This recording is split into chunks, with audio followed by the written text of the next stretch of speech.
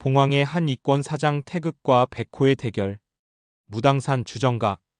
해운과 묵검이 연화동에서 나와 무당산 정상을 향해 올라가고 있었다. 주변에서는 수십 명의 무당파 제자들이 횃불을 든 채 포위하며 따라오고 있었다. 하지만 아무도 먼저 공격하지는 않았다. 현어진인의 명령이 있었던 것 같았다. 해운.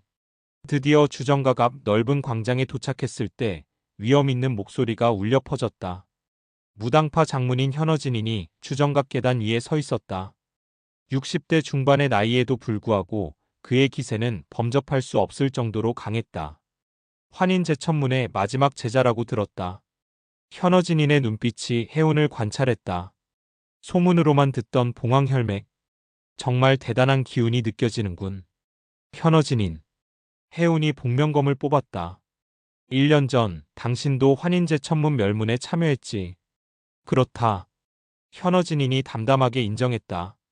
무림맹의 명령이었고 무당파의 생존을 위한 선택이었다. 생존을 위해 동료 무인들을 죽였다는 뜻인가? 동료? 현어진인이 비웃었다.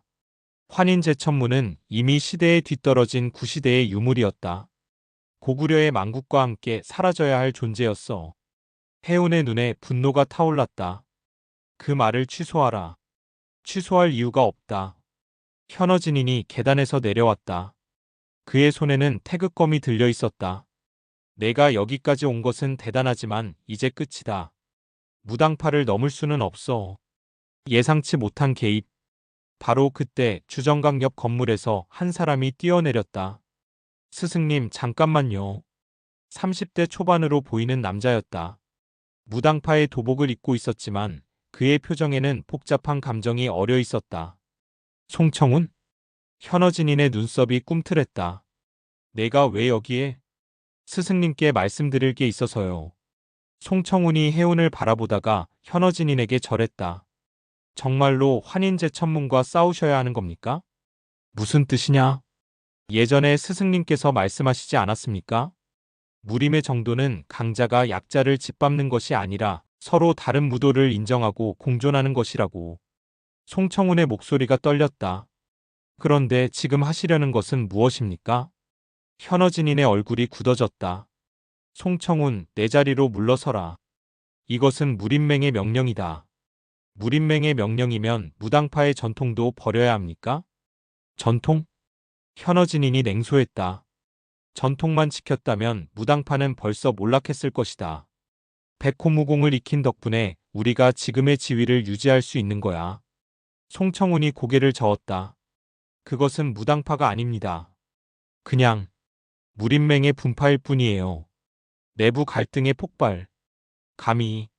현어진인이 벌떡 일어섰다. 내가 감히 스승을 가르치려 드는가? 가르치는 게 아닙니다. 송청훈도 목소리를 높였다. 스승님을 원래의 스승님으로 돌려달라는 겁니다. 그가 허리에서 검을 뽑았다. 하지만 그것은 현어진인을 향한 것이 아니라 자신을 향한 것이었다. 만약 스승님께서 이 길을 계속 가신다면 검끝이 자신의 목에 닿았다. 제자는 여기서 목숨을 끊겠습니다. 청훈아. 주변의 무당파 제자들이 놀라며 소리쳤다. 송사영. 그만둬. 현어진인의 얼굴이 창백해졌다. 송청훈은 그의 가장 아끼는 제자였다. 너는 지금 나를 협박하고 있는 것이냐? 협박이 아닙니다. 송청훈의 눈에서 눈물이 흘러내렸다. 제자의 마지막 간청입니다. 해운은 이 광경을 조용히 지켜보고 있었다. 무당파 내부의 갈등이 이렇게 심각한 줄은 몰랐다. 묵검이 작은 목소리로 속삭였다. 기회다. 내부 분열을 이용할 수 있어. 하지만 해운은 고개를 저었다. 아니다. 저것은 진심이야. 현어진인의 선택. 한참 동안 침묵이 흘렀다. 현어진이는 송청훈과 해운을 번갈아 바라보며 고민에 잠겼다. 마침내 그가 입을 열었다. 청훈아, 내 스승님, 내 말이 틀린 것은 아니다. 현어진인이 깊은 숨을 쉬었다. 하지만 이미 선택한 길이다. 무당파의 생존이 걸린 문제야. 스승님. 하지만 현어진인이 해운을 바라보았다. 내게 기회를 주겠다. 기회? 1대1 결투다. 내가 나를 이기면 무당파는 이 일에서 손을 떼겠다. 하지만 내가 진다면 현어진인의 눈이 차가워졌다. 목숨을 내놓아라. 송청운이 놀라며 소리쳤다. 스승님, 그럴 필요까지는. 조용히 해, 청운아. 이것이 내가 할 수 있는 최대한의 양보다. 현어진인이 태극검을 들었다. 어떠냐? 받아들이겠느냐? 해운은 잠시 생각했다. 현재 상황에서는 나쁘지 않은 조건이었다. 좋다. 태극 vs 봉황. 두 사람이 마주 섰다.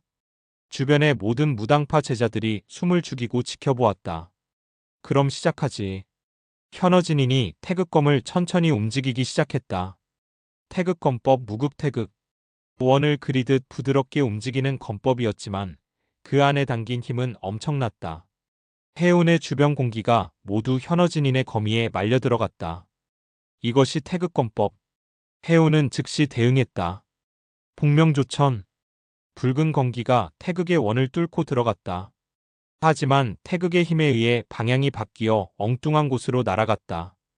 태극검법은 상대의 힘을 이용하는 무공이다. 현어진인이 설명하며 검을 계속 움직였다. 내 봉황무공이 아무리 강해도 소용없어. 그럴까? 해운이 미소를 지었다. 황혼낙조. 이번에는 연속 공격이었다. 여러 방향에서 동시에 쏟아지는 건기를 모두 흘려보낼 수는 없을 것이었다. 태극검법 태극양이. 하지만 현어진이는 검법을 바꿨다. 이번에는 공격적인 양의 태극이었다. 강렬한 건기가 해운의 모든 공격을 정면으로 막아냈다. 역시 10대 문파의 장문인답군. 해운이 물러나며 상황을 재정비했다. 구천뇌와 번개 같은 속도의 공격이 현어진인을 향해 날아갔다. 좋다. 현어진인도 진짜 실력을 보이기 시작했다. 백호포유. 갑자기 그의 몸에서 흰 기운이 폭발했다. 삼신기 중 백호무공이었다. 백호의 강력한 힘이 해운의 번개 공격과 정면으로 맞섰다. 크악. 해운이 뒤로 밀려나며 피를 토했다. 백호무공의 위력이 생각보다 강했다. 칠성의 각성. 이제 끝이다. 현어진인이 태극검법과 백호무공을 동시에 사용하며 최후의 공격을 펼쳤다. 태극백호검. 검은 태극의 부드러움과 백호의 강맹함을 동시에 가진 완전한 공격이었다. 해운이 위기에 몰렸다. 현재의 육성 무공으로는 막을 수 없었다. 칠성. 천왕포유. 하지만 해운에게도 새로운 초식이 있었다. 천왕포유. 해운의 몸에서 거대한 붉은 봉황이 나타났다. 하늘을 뒤덮을 정도로 큰 봉황의 환영이 울음소리와 함께 현어진인을 향해 날아갔다. 이것은. 현어진인이 놀랐다. 칠성의 위력은 그가 예상한 것보다 훨씬 강했다. 태극백호검이 천왕포효와 정면으로 맞섰다. 으아. 두 사람이 동시에 소리쳤다. 강력한 충격파가 주정각 광장 전체를 뒤덮었다. 주변의 제자들이 모두 뒤로 밀려났다. 연기가 거치고 두 사람 모두 서 있었다. 하지만 둘 다 중상을 입은 상태였다. 훌륭하다. 현어진인이 피를 흘리며 말했다. 정말 봉황혈맥의 위력이군. 해운도 비틀거렸지만 버티고 있었다. 아직 끝나지 않았다. 예상치 못한 결말. 바로 그때 갑자기 하늘에서 여러 개의 그림자가 내려왔다. 무림맹주 명령이다. 검은 옷을 입은 고수들이었다. 무림맹의 직속 부대였다. 현어진인 너무 오래 끌고 있다. 그들의 리더로 보이는 인물이 소리쳤다. 즉시 해운을 처리하라. 현어진인의 얼굴이 굳어졌다. 잠깐, 우리는 정정당당한 결투를 하고 있다. 결투? 그런 여유 없다. 무림맹 고수들이 일제히 해운을 향해 달려들었다. 비겁하다. 송청운이 소리치며 그들을 막으려 했다. 태극검법. 하지만 무림맹 고수들의 실력은 만만치 않았다. 크악.